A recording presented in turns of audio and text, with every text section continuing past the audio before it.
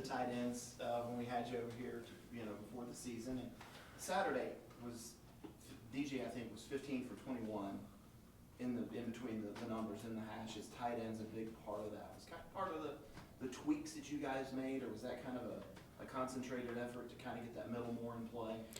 It's not that we made a concentrated effort. It's just what the defense gave us. Sure. So we don't go into a game week and recreate our playbook based off of, hey, we need to hit this spot of the field or that spot of the field. Our playbook covers, east, west, north, south. We try to take advantage of every blade of grass within our playbook. Sometimes you get into a game and it just don't work out that way. And, we did a good job of taking what the defense gave us. It ended up being in those areas of the field. And at the end of the day, you still got to make plays too. And, the tight ends made plays, the receivers made plays, and DJ did a great job of putting the ball, reading through his progression and putting the ball where it needed to be. And that's kind of where you see the hit chart that you saw from a passing game standpoint. I think back in the spring, you referred to just this offense just needs confidence. Yeah. Given that things were at such a sort of rudimentary stage, thinking to where things are right now, how pleased are you given how much confidence Right. DJ has built and others as well? Yeah, it's these are still young guys we're talking about, and you can preach and tell them don't listen to the narrative or don't pay attention to this or pay attention to that, and even for coaches it's hard to just put yourself in a bubble and be protected from that. So you're not only trying to overcome some confidence issues within the building of, hey, we're going to be okay, or we were just watching some film just a minute ago, and it's like everything bad that could have happened last year, it felt like it happened. A wide open touchdown pass and the ball gets tipped at the line of scrimmage. We get them to jump off sides. We got a wide open, easy, free play for a touchdown, and they blow it dead. It's just like those type of things just kept happening, and then everybody on the outside telling you, well, you're no good or this or that. And so, yeah, we spent a lot of time just talking confidence and getting that confidence back, and not only getting that confidence back, but once you get it back, have a little swagger about yourself. And that was not only for DJ, that was for every room in the offensive on the offensive side, and we're slowly seeing that. And now we've got to preach consistency. All right? So the confidence is there, and now we have to go put out consistent results, be consistently confident. So that's kind of the next step in this. But, yeah, I'm happy that they've listened to all the coaches and support staff in regards to we got the pieces of the puzzle. We just needed to started putting the puzzle together. And don't worry about the pieces of the puzzle that's on the floor. We'll pick them up and start putting them together, and that's kind of where we are right now. Any way to generate confidence without having the results match that? Is there any way that you can kind of get those guys to buy into what you're telling them until they actually go out on the field and do it? Yeah, I mean, you can practice all you want and you can talk all you want, but at the end of the day, it's a results business, and they got to go do it on the big stage, especially at Clemson. And we had some success against Georgia Tech. We had some success against Furman and La Tech, but you go into a top 25 matchup on the road, they're the division champs. We didn't walk into that building with the crown. They had it, and we had to go take it away from them on Saturday. And that's where you're going to start breeding this confidence, and especially in the type of play that we had. We got up to a fast start, and we didn't put our foot on their throat. And that was the challenge on the sideline, is let's take this thing away from them right now. And we didn't do that. And that's something that we can build off of. But the flip side of it is we had some peaks, and then we hit some valleys, and they never flinched. Offensively, they were on the sidelines ready for the next drive. And whether that drive went good, whether it went bad, it didn't matter. They were ready for the next drive. And at the end of the game, they knew they were going to have to make a play to win the football game. And that's another aspect of the confidence that we're talking about. And you can only get that from playing in a game, and you can only get it at that level that we need it to be at to go win championships, playing in those type of games. And that's what's going to take place here on Saturday night here in the Valley against NC State. together a solid four-quarter effort in last year, this year? You know, I think it's yes, no. You know, I think there's a lot of factors that went into it. You know, DJ threw some balls that maybe he throws a yard out of bounds. Two or three of those throws were dropping in on the helmet of the receiver and him and going making a play. And those are 50-50 balls, and we came up with them. So I think it's a little bit of DJ. I think it's a little bit of the receivers. I think it's a little bit of the tight ends taking some pressure off the receivers and some of the plays that they made, and vice versa. And then on top of all that, our offensive line played great, gave DJ clean pockets. And then, I mean, he's just, you know, you stand in and make some of the throws that he made with the people draped around him. I mean, at the end of the day, like I said, he won over a lot of people outside the building, but we knew that's who he was going into that game, and that's why we've been rolling with him since we have.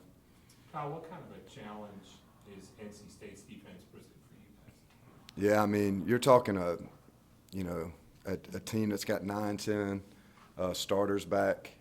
You got some guys that were hurt against us last year that were starters that are back. They're really good players, and they just fly around. I mean, they're super aggressive, probably the most aggressive defense out of all 11 guys that you'll face at one time.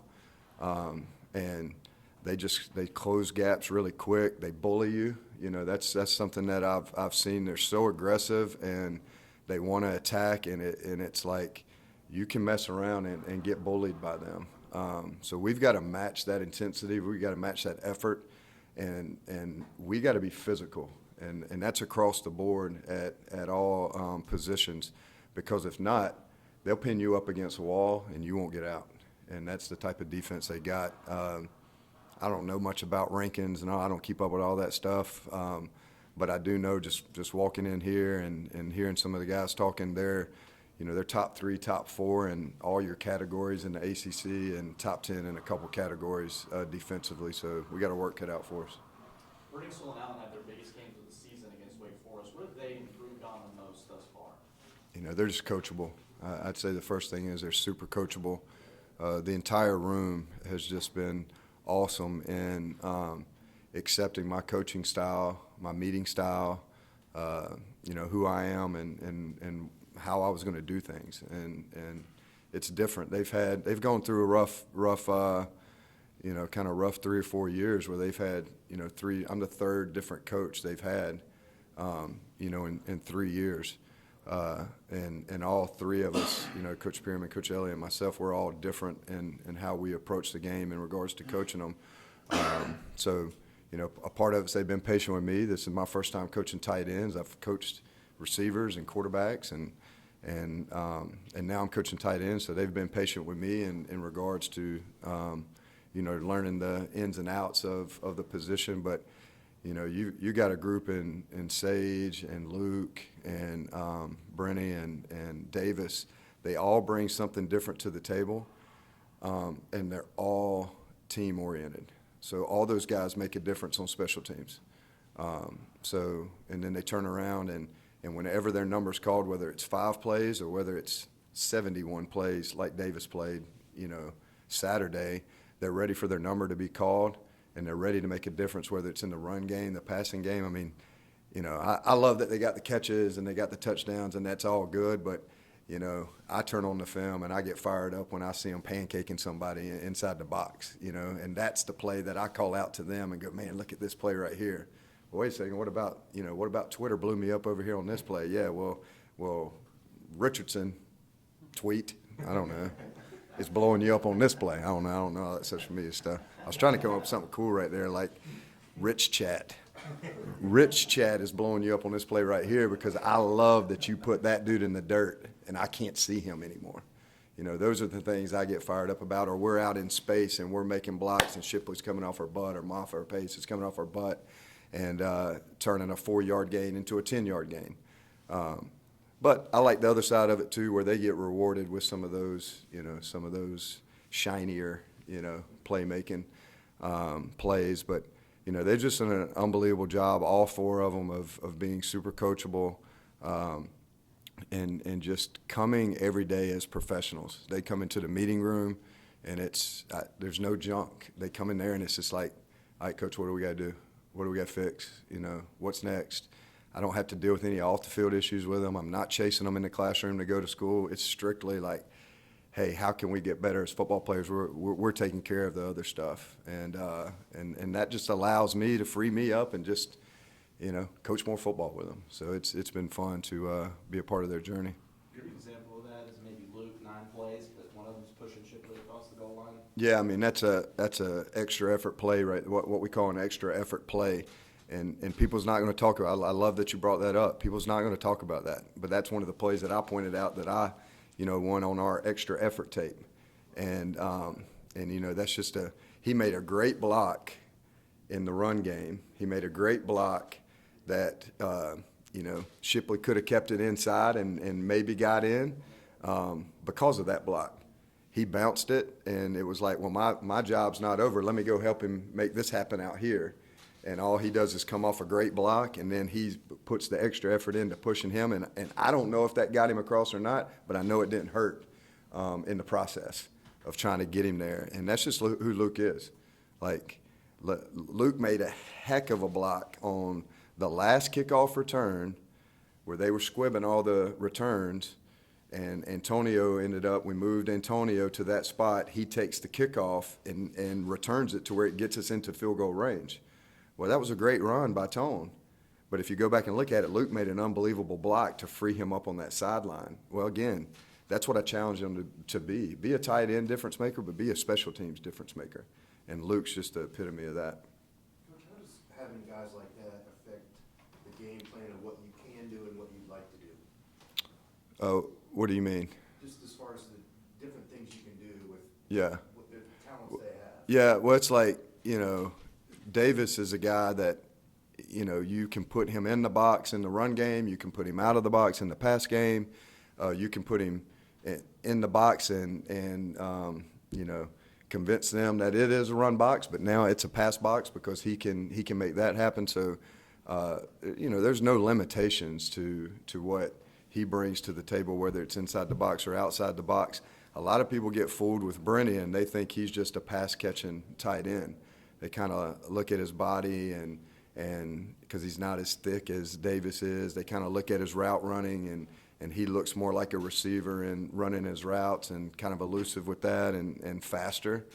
But then again, you put on the tape and you put him in the box and he is super physical, and when he uses his technique and he's consistent in his technique, I mean, he's one of the best blocking tight ends in the ACC, and he just needs more time and he needs more reps at it. But you can take both of those dudes, put them inside, outside, put them in the run game, put them in the pass game, and we're calling our plays. We're not having to go in there and go, oh my gosh, you know, Davis is a, you know, in the slot. No, who cares? Let's go, you know. And if you saw on Saturday, there was a couple times Davis was outside as a wide receiver and Brenny was in the slot. Well, again, you can only do that if they have the mental capacity to handle that, and that's something that's you know, not a lot of people have that in offense. Like, you have to limit the mental side of it, because if they don't know what they're doing, it doesn't matter how great they are physically. Well, with those two dudes, you can say, hey, I want to put you here, I want to put you there, I want to, you know, put one of you here and one of you there, and they're like, all right, coach. And it's like, well, do you know what you're doing? And it's like, yeah, I know what I'm doing. And then you ask them, and they know what they're doing. So here we go. So there's no limitations with those two. And again, Sage can come off the bench tomorrow, do the exact same thing. Luke, obviously, there's a little bit more limitations there. His hair kind of keeps him from free-flowing as a true wide receiver. And he's committed to the flow, so we play him more kind of in the box.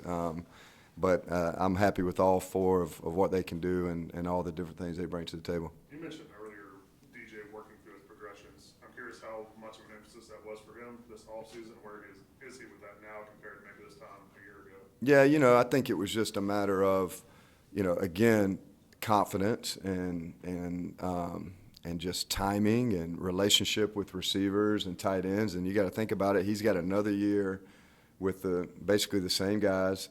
They went into the off season and they had a spring together and a summer together. So the timing of some of this stuff is just better for him. He's more confident. The protection is a little bit better, which again makes him a little bit more confident in him sitting in the pocket and being able to do some things. But I don't want to speak on Coach Streeter's behalf because I'm not in that room with those guys, but just from what I see from every day with him is he just feels more comfortable in the pocket. He's not as antsy to get out of the pocket, and he's just more comfortable in the pocket, which then allows you more time to go through your reads and go through your progressions and to find receivers. And then, the other side of it is every week he gets better and better at, quote unquote, throwing catchable balls that gives guys chances. And sometimes, and at this level, you're not going to have the cleanest, pocket. You're not going to have the most open wide receiver or tight end. You got to you got to place the ball in certain spots and trust that guy's going to go make a play. And I think the trust factor between everybody on offense right now is really, really high. And that's where you're seeing some of the results of these plays going in our favor, where probably last year they didn't. Kyle, you guys are obviously killing it on third downs this year, after not maybe being so good at it last year. Just curious how you emphasize that in the offseason, because I'm guessing if you're a coach and you win by a couple of touchdowns and you go 0 for 0 on third down conversions, you're probably pretty happy. Yeah, for us, we made an emphasis, as when we got together as a kind of quote unquote new offensive staff, we looked at everything and talked about where we wanted to make some tweaks. And like I said in the spring, we didn't overhaul or bring in a new offense. There's not a new passing game. There's not a new run game. It's just we cleaned up some things. We maybe eliminated some things that we haven't run in a while, and just added some tweaks to it to kind of clean it up. And we had an emphasis on red zone and third down and improving red zone scoring and improving our third down mark. And right now, again, I don't know all the stats and all that, but I think we're pretty high in the country in red zone scores. And we've improved on our third down. Is there like a magic wand we've waved to do that? No. But we have gone and kind of gone about different in how we prepare for those, two parts of the game plan. We've kind of split them up. For instance, I've taken red zone, and that's kind of my baby. And I got a pretty good one in Taj Boyd that helps me with that. He knows a little bit about scoring. And then Andrew Shipman, who was a student assistant with me at Northwestern and has been here for, I can't escape the dude. He came here as a student assistant after I left Northwestern. He's a GA now. I mean, geez, his parents need to pay me child support, right? But those two just do an awesome job, and then John Gross being on our staff. And we've kind of taken the red zone as our baby, and we spend time on Tuesdays, and it's just us focused on that. And then we kind of come and present, hey, this is what we see, what do you think? And then at that point, we all kind of start getting on the same page, and we do the same thing with third down. Tyler Grisham's done an awesome job with third down, and that's kind of his baby, and he's got his crew, and they go study it and get a plan together, and then come back, and then we all get together and say, all right, this is what I see, and then we kind of dial it all into something. So if there's been a change, that's probably been the biggest change, is kind of separating those two things and going, all right, here's your baby, take care of it, and then bring it back to us and tell us what you think. So that's probably been the biggest change on it. How does the running back room y'all have help open the passing game? I mean, you got three guys in there that you can put in at any time. You don't miss much. And from a standpoint of, running the football, obviously running the football opens up the passing game. But all three of those guys protect I've never seen a group of running backs protect in the passing game the way they do. Most of the time you're going to get a running back who's a really, really good running back. He's a great runner. He might not take the passing game as serious as he wants to because he's so focused on the run game. But these guys take pride in protecting DJ, and they take pride in opening up stuff down the field because the side that they understand is if we can be more explosive down the field, these guys have got to go defend those parts of the field, and they can't hover around the box. So, again, we're doing a good job right now as a staff, and then the players are doing a really good job of buying in on what we're presenting as a game plan, not only to have a great, running rushing attack, but also have a great passing game to where they complement each other, and you just can't load up the box, and you just can't drop 8. So I think everybody's playing off of each other, but those 3 dudes are great.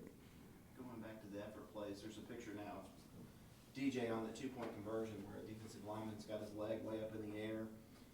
Linebacker's flashing in front of him, and he just kind of stands on one leg and throws it sidearm for a 2-point conversion. Have you seen something like that before? Yeah, I mean, That's no. his confidence, right? Yeah, I was going to say that's just confidence. That's just trust. It's those 2 words. I mean, he's a tough guy anyway, so that doesn't surprise me that he sits in there and just, is willing to take it on the chin, basically. But the best part of that to me, old quarterbacks coach, the best part of that picture is his eyes are still downfield going through his progression. He's got stuff all around him, and if you look at that picture, his eyes are still focused on where am I going to deliver this ball because I've got to make a throw and make a play right here. And that's the best part I like about the picture. I mean, the leg up in the air, I guess that looks cool. Looks good, looks cool. But, I mean, he flicked that thing off of one. And then Bo being there in the right spot, it kind of turned into a little mini scramble drill without the scramble. And Bo being in the right spot, Bo being locked in and focused on. There was a lot of trash around Bo, and Bo being locked in and focused on making that catch. And it's wild. But I didn't when I was watching the play, I wasn't watching the receivers. I was watching the pocket, and I really thought the official was going to blow it dead. With him kind of, whatever they call it, in the dirt or whatever. I really thought he was going to blow it dead because they were all on him. He wasn't moving, and he was just kind of stuck there. So when they didn't blow it dead, and then the result happened the way it was, it ended up being pretty cool. Got time for 1 or 2 for Coach from Zoom if anybody has any. Hey, Coach Richardson, this is Anna. I didn't even know this was going on over here. Sorry, this is cool. Where's your picture I know you at? spoke to the physicalness of NC State's defense, but just schematically, what do they like to do that's impressive? They can. They're not a team that gets a lot of sacks and a lot of tackles for loss based off the scheme that they play. But their 3 different defensive linemen are really good at. They're really big and physical, and they can really free up the game for the linebackers and the safeties to make a big difference in the run game and just run east to west. And that's where you see, I mean, you look at like last year, you look at all the people on their defense that made all ACC, you're talking linebackers and safeties.